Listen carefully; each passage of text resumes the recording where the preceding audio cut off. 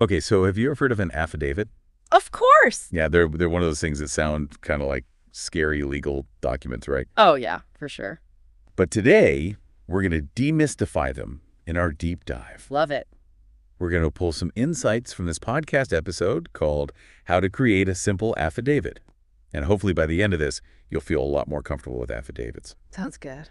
So to kick things off, what exactly is an affidavit? Well, it's basically like, you know how you swear to tell the truth, the whole truth, and nothing but the truth in court? Right. It's kind of like that, but on paper, Okay. it's a sworn statement of facts that you're using as evidence. And I think the podcast mentioned something about perjury, too. Oh, yeah, absolutely. Which kind of like brings home that it's serious business. Yeah, you don't want to mess around with an affidavit. I mean, it's a legal offense to lie in one. Yeah, it's a good point. So, you're really pledging your honesty and your integrity when you sign one of these things. Okay, so it's not just about the law.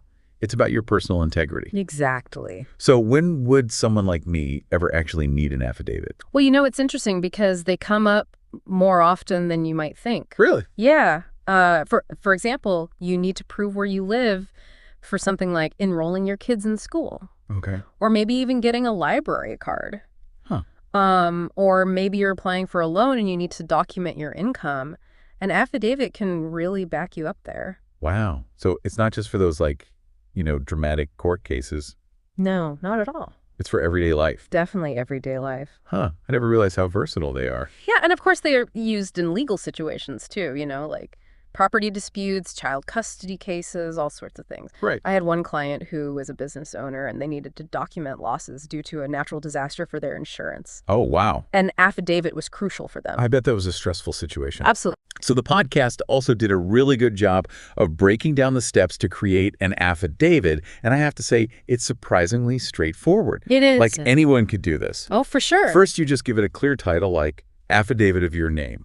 Easy peasy. Right. And then you introduce yourself, like your full legal name, address, all that good stuff. Right. So it's like, your name residing at your address, declare the following to be true. Yes, exactly. You're establishing your identity and your connection to the situation. Exactly. And then comes the heart of the matter. The good stuff. The statement of facts. Yes. This is where you lay everything out clearly and concisely. Numbered paragraphs. Numbered paragraphs. Gotta love them. Gotta have them. No hearsay, no opinions, just the facts. Just the facts, ma'am. Exactly. And the podcast also stressed that brevity and clarity are key.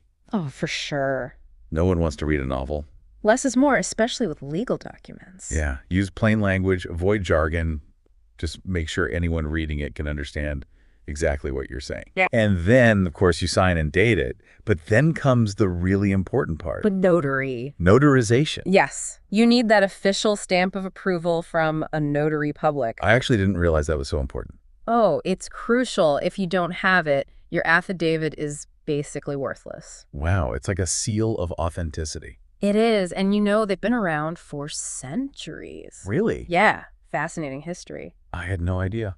Notary publics have been witnessing important documents for ages. That's so cool. So, speaking of getting things right, the podcast gave some awesome pro tips. Oh, yes. Like double-checking your facts. Any mistake could totally undermine the whole affidavit. Accuracy is key. Yeah, it makes me realize how much attention to detail you need. And you also need to keep in mind the purpose of your affidavit. Oh, that's a good point. Like, who is your audience? What are you trying to achieve? Wow. Keeping that in mind will help you tailor your language, and you can focus on the most relevant facts. So we started with just the basics, but now we're getting into some really strategic thinking. It's not just about filling out a form. It's about understanding the impact this document can have. Exactly. And that brings us to a really important question for you, the listener. Now that you understand what an affidavit is and how to create one, how might you use this knowledge in your own life? Ooh, good question. Where might you need to make a formal declaration of truth? That's a really good point to ponder.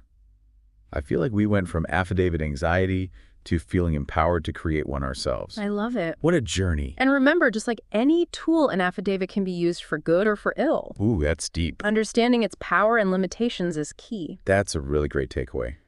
Well, until next time, keep those thinking caps on. And remember, even legal documents can be demystified with a little deep diving. Absolutely. See ya. Bye. Bye. If this podcast helped you, don't forget to like, comment, and subscribe. Your support helps us keep making these videos. Thanks for watching.